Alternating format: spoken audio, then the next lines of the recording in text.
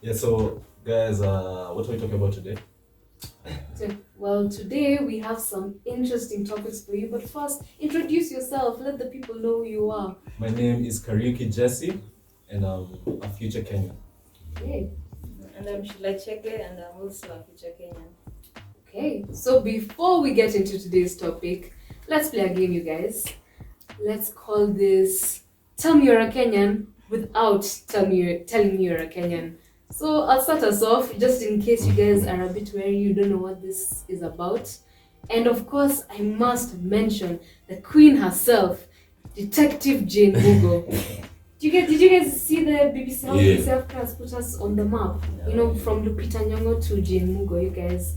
We've taken major steps. Mrs. G, what are you talking about? You don't know Jane Mugo? It's been everywhere. So, Jane Mugo is a detective spy queen of Kenya. She solved many crimes, many murders, many cases. Still does. Yeah, and she still does. You know, I'm for it. Women who are confident in themselves. You guys, it was very interesting. If you should watch on BBC Africa, putting us on the map.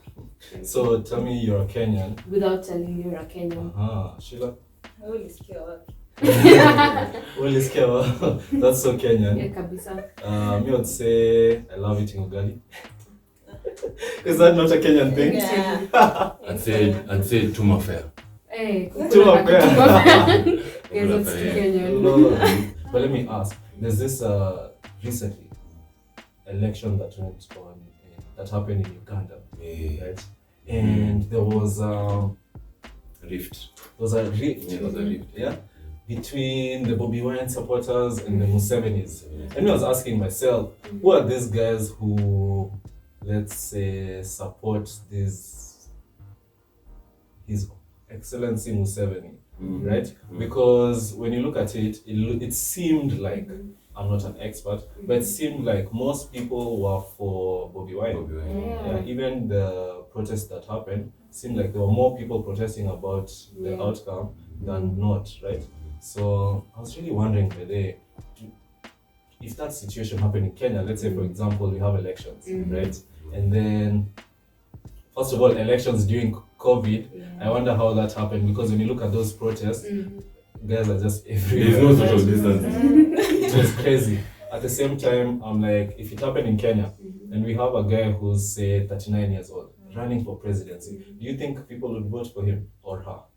Guys, let me first of all tell you that, do you know in Uganda, like the median age is 15.7, which is like 15 years, 16 years. So the youth are the majority. Many. They are so many. Yes. And you know that's in Africa as well. Exactly. Africa, we're like the youngest nation.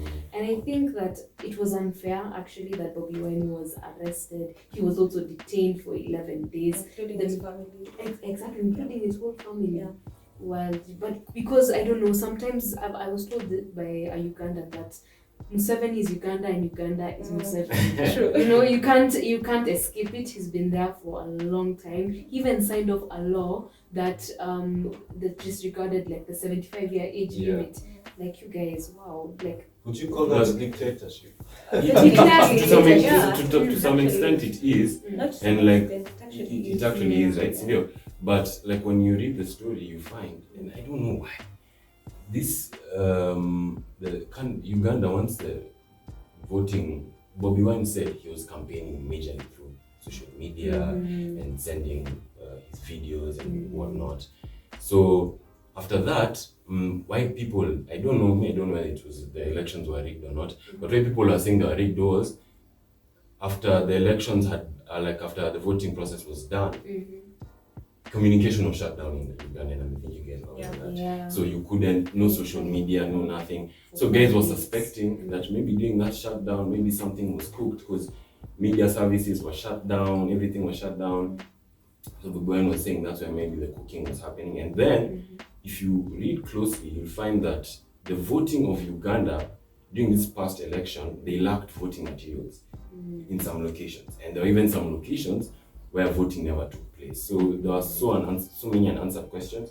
Bobi Wine has really tried. I was reading the other day, and you're saying that he's really tried he'll inform the public on the whole status of that election because he can't due to that blockage and the phone and so on and so forth. But Jessie said something. If Kenya, like right now in Kenya, let's use this Kenyan setting. If Kenya right now we have a young leader, let's say 39. To be honest, I feel like I would want to see young people be at the forefront because all the time it's only these old people, and these old people have always had a position in power. Yes. Maybe they were a minister at some point or somewhere, walikuwa mtu wa watu pali fulani. Exactly. Actually, what I realized with Kenya is that as long as you don't have the popularity thing, like people don't know you, that's it. It's really a popularity contest. Yeah. But you see, It doesn't matter whether you have the agenda or anything. You think, because many of these politicians, they've been asked in Kenya, they've been asked this question and they say the youth don't have the experience. And when you think about it, it kind of makes sense. Like, do you want someone to just come out of the streets and just run for presidency? Don't you think it might make sense that this person was once a minister, an MP, and then maybe a senator and a governor and then a president? Yeah, I think you should already have like a trajectory. You should have a CV on you because you can't just decide, let me become a leader. Actually, the issue is when this person was a minister, how did they perform? I think maybe that is the question. Yeah. When they were an MP, how did they perform? Because before now they run for presidency, perhaps that's what we should look at. And I wish we had a leader, somebody who's in national power to come and tell us this, or somebody who's in a government office. You see, I feel like this whole concept, even of campaigning, and then you want people to vote for you, I personally don't see the sense in that. I find myself motivated to find out what you've done that you deserve such a seat. Because right now, Jessie, if you need from me or anyone else, even you, if I was to go to KLB and I tell them I want to design for you your books and advertise on digital, and how to do some cool 3D designs, you guys will like them. You can even touch them on the screen. I go and buy my idea. Those guys will be like, okay, you have a good idea. I'm hearing you. You sound like you have potential. But what have you done to actually come and sit here and say that you want to work? So I feel like even for these campaigns, I feel like Bobi Wine has to have done something to his people, to Uganda. For them, so that they give him that seat. So I think there's so many angles to it. Right now in Africa, the largest problem we are facing is accountable leadership. And leaders aren't able to take account for the problems that we face. They're not able to respond to the problems that us youth face, right? If you look back, in Kenya we have examples of leaders like young leaders like Boniface Mwangi, Sakaja, Jaguar, and somebody, we have Murkomen as well, and somebody to tell me who Paul Ongili is. Who's Paul Ongili? I'm telling you, I saw that thing today. I was shocked. Who's Paul Ongili? Is he an MP? He's an MP. Somewhere in Makoni County somewhere. Guess who Paul Ongili is? Babu Wino. I'm telling you these guys, saizi unajua mbona mnatafuta manike. Najua saizi mbona mnatafuta manike. Hizo jina, Murkomen, change it. Anyway, I never talked, I never said anything. I'm thinking, I know this Paul Ongili.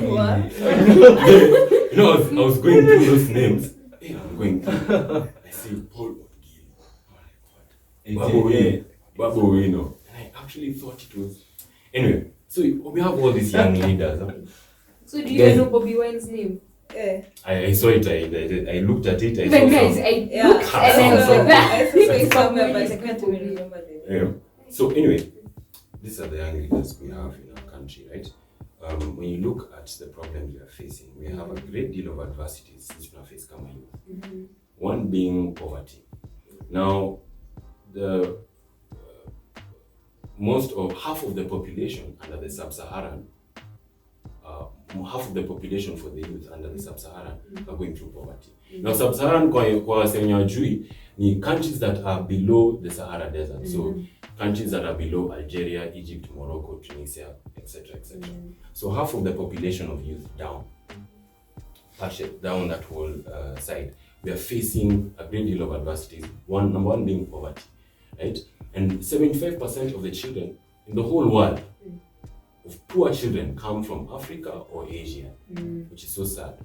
And then another thing when you look at is illiteracy. 60% of the population of youth in Kenya and Africa between the ages of 11 and 17 don't have a school basis. They're just there. Wanaishi tu. You know, you're born. After you're born, I don't know, and I feel like you guys should go and watch this movie. It's called The Color Purple. It's an old movie. Talks about the struggles women face. And even when you're reading illiteracy, when you're reading about illiteracy in Africa, you find that women are the ones who lack the education the most. So the movie Color Purple talks about struggles that women were facing in the early 20th century. You find you're beaten, you're removed, you're chucked from your family. It's a movie by Whoopi Goldberg, who is the main protagonist, as well as Oprah and such and such. So you find you're removed from your family and you start being a mother like at 14, you're not well equipped, you don't have the knowledge, you're just there, you know, you're cleaning the house, you're like a slave, you know, a slave in a man's house, that's how I can put it. So there's that illiteracy, then there's also unemployment. Now, if you guys don't know, by 2030, 375 million youth will be of working age. By above 375 million of youth will be of working age. You think Africa? In Africa, and this is so big. It's so big compared to it's even bigger than the populations of Canada and US West. It's that really, right? So we have these problems. Now, why do you guys feel like we need, when you listen to all these problems, you know, because there are so many, there's drug abuse, why do you guys feel like we need youth in Africa to be leaders and take up these positions? I don't know, First of all, to represent the majority of the population, you know, because if the majority of the population is youth, then we need youth leaders, you know, because they can relate to what the youth. That's what I think. Do you think you guys, like, this is like a cry for help? Like, the youth are actually asking, like, we need you guys to help us. Like, we need to be empowered. We need to be risen up, and we need to talk about these things, such as, you know, we need to get into politics. We need to understand what is happening in our countries, because, you know, we're always in this hustler mentality when we're a bit young, and we always feel like, okay, we have to get this bread. We have to do it by ourselves, but we don't have to do it by ourselves. We can get help from outside. We can get help from people who are above us, people who we look up to. So do you guys think that our leaders are those people that we can look up to as the youth? Shila, what do you think? Yeah, I think so. You even find that the fact that majority of the population is made up of youth, and then the older generation, they are the ones that are holding the top leadership positions. So even if a youth was to experience something and then try to relay that message to an older generation, they'll be like, no, I don't think I can help you in that. I can't relate with these things. Exactly. Let me refer you to someone who can understand you. So what if we had like the youth in the top leadership positions?